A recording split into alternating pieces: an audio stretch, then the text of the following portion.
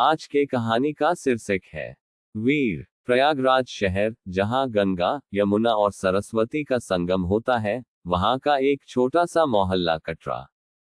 सुबह के 5 बजे धुंध भरी सड़क पर लालटेन की रोशनी में एक लंबा सा लड़का दौड़ रहा था। उसका नाम था वीर सिंह। उम्र सिर्फ 21 साल, कद 6 फुट, शरीर में मिट्टी और पसीने की महक। उसके कंधों पर पुराने अखाड़े का गमछा लिपटा हुआ था। वीर के पिता राम सिंह पुराने जमाने के पहलवान थे। कुंभ मेले के समय अखाड़े में नाम कमाया था, लेकिन बीमारी ने उन्हें बिस्तर पर लपटका। अब घर में सिर्फ माँ लक्ष्मी, छोटी बहन प्रिया और वीर। पिता कहते थे, बेटा, अखाड़ा ही जीवन है। मिट्टी में घुलो तो ही सोना बनोगा। लेकिन वीर को सपना था राष्ट्रीय स्तर पर कुश्ती लड़ने का, दिल्ली के स्टेडियम में भारत का झंडा फहराने का। आज भी वीर अखाड़े पहुंचा। पुराना अखाड़ा, जहां पेड़ की छांव में मिट्टी का आंगन था। गुरुजी बाबा शंकर दास चिल्ला रहे थे, लड़कों, दांव लगाओ, कमर कसो। वीर ने अपने साथी राकेश के साथ दांव पेंच शुरू किए। धूल उड़ रही थी, पसीना टपक रहा था, लेकिन वीर के मन में एक चिंता थी। कल रात पिता ने कहा था, बेटा, अब दुकान संभाल, अखाड़ा छोड़, पैसे नहीं है। दोपहर को वीर दुकान पर बैठा। छोटी सी चाय की दुकान। लोग आते, चाय पीते, कुंभ की बातें करते। प्रयागराज में इन दिनों माघ मेला लगा हुआ था। लाखों श्रद्धालु स्नान कर रहे थे। वीर की दुकान पर भी भीड़ थी। तभी एक सज्जन आए, सफेद दाढ़ी, कुर्ता पाजामा। नाम था पंडित रामनाथ शास्त्री।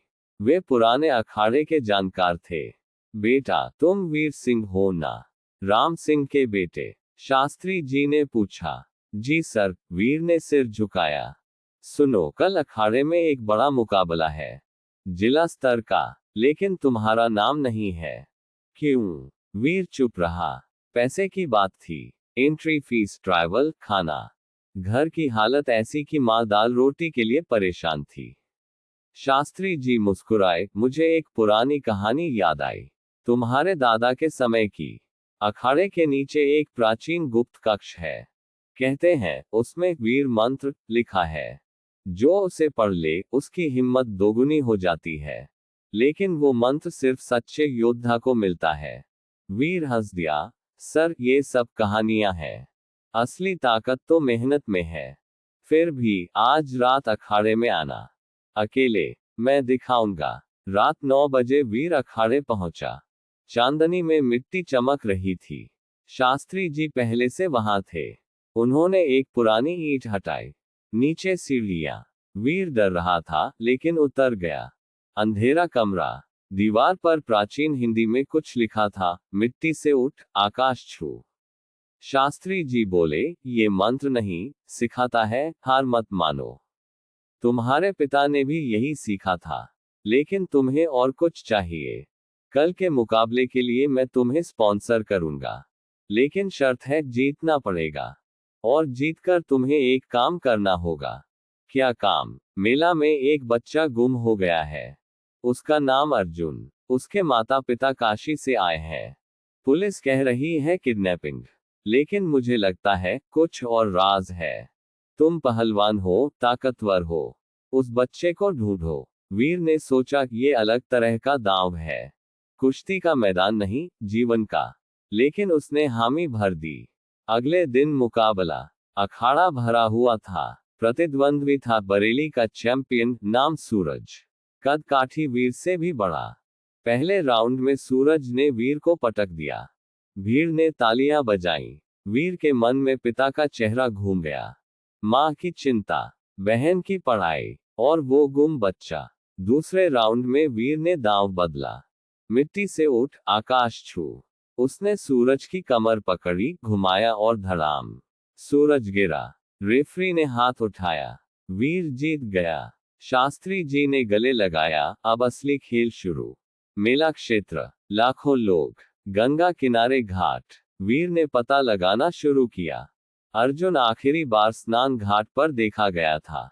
उसके पिता ने बताया, बेटा, एक आदमी ने उसे चॉकलेट दी थी। फिर गायब। वीर ने पूरे मेला में घूमा। चाय की दुकानों पर, लंगरों में, अखाड़ों में। एक बुजुर्ग ने बताया, कल रात एक लड़का रोता हुआ पुरानी मंदिर की तरफ गया था। पुराना शिव मंदिर। वीर वहां पहुंचा। मंदिर के पीछे एक पुरानी कोठरी। अंदर से आवाज आई। वीर ने दरवाजा खोला। अंदर अर्जुन बैठा था, डरा हुआ। उसके साथ एक आदमी, मेला का ही एक विक्रेता, नाम था बाबू। तुम कौन हो? बाबू चिल्लाया। जो तुम्हें गिरफ्तार करेगा, वीर ने कहा और उसकी कॉलर पकड़ ली। बाबू ने बताया, मैंने बच्चे को अगवा नहीं किया। उसके माता पिता गरीब हैं। मैंने सोचा मेला में भीख मंगवा कर पैसे कमाऊं। लेकिन बच्चा बीमार पड़ गया। मैं डर गया। वीर ने बच्चे को उठाया।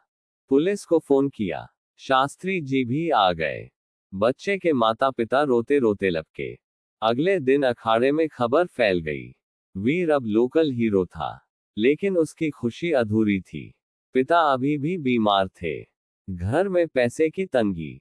शास्त्री जी ने कहा, वीर, अब तुम्हारा असली मुकाबला शुरू। मैंने तुम्हें राष्ट्रीय चैंपियनशिप के लिए स्पॉन्सर किया है। लेकिन इसके लिए तुम्हें प्रयागराज छोड़ना पड़ेगा। दिल्ली जाना होगा। वीर की आंखें चमक उठी। मां ने आशीर्वाद दिया। बहन प्रिया ने कहा, भैया, जीत कर आना। पिता ने कमजोर आवाज में कहा, मिट्टी से उठ, आकाश छू। ट्रेन में बैठते वक्त वीर ने पीछे मुड़कर देखा। प्रयागराज का किला, गंगा का जल, मेला की रोशनियां। उसने सोचा, ये कहानी सिर्फ कुश्ती की नहीं, ये हिम्मत की, जिम्मेदारी की और सपनों की है। दिल्ली पहुंचकर ट्रेनिंग शुरू हुई। नया कोच, नया अखाड़ा, नए प्रतिद्वंद्वी। लेकिन वीर हर दांव में प्रयागराज की मिट्टी याद करता। एक दिन सेमीफाइनल। विरोधी था पंजाब का चैंपियन। पूरा स्टेडियम तालियां बजा रहा था। वीर हार रहा था। तभी उसे शास्त्री जी की बात याद आई, सच्चा योद्धा वो नहीं जो कभी नहीं गिरता, वो जो गिरकर उठता है। वीर ने आखिरी दम लगा दिया। एक जोरदार ध्वनि। प्रतिद्वंद्वी गिरा। वीर जीत गया। फाइनल में भी वो चमका। स्वर्ण पदक। राष्ट्रगान बजते वक्त उसकी आंखों में आंसू थे। पदक लेकर जब वो प्रयागराज लौटा, पूरा मोहल्ला इकट्ठा था। पिता बिस्तर से उठकर खड़े हो गए थे। मां ने उसे गले लगाया। बहन ने कहा, भैया, अब हमारा अखाड़ा दुनिया का सबसे बड़ा है। शास्त्री जी मुस्कुराए, देखा बेटा, मंत्र काम कर गया। वीर ने कहा, सर, मंत्र तो मेहनत था, और साथ में आपकी मदद। उसके बाद वीर ने अखाड़े को नया रूप दिया। गरीब लड़कों के लिए फ्री ट्रेनिंग, मेला में हर साल एक टूर्नामेंट, और सबसे बड़ा, एक फाउंडेशन जो गुम बच्चों को ढूंढता था। आज भी प्रयागराज के कटरा मोहल्ले में सुबह 5 बजे दौड़ती हुई छाया दिखती है। अब वो अकेली नहीं, उसके साथ 20-30 लड़के लड़कियां। सबकी आंखों में एक ही सपना, मिट्टी से उठकर आकाश छूने का। और वीर सिंह, वो अब सिर्फ योद्धा नहीं, गुरु भी है। कहता है, कुश्ती सिर्फ शरीर की नहीं, दिल की भी होती है।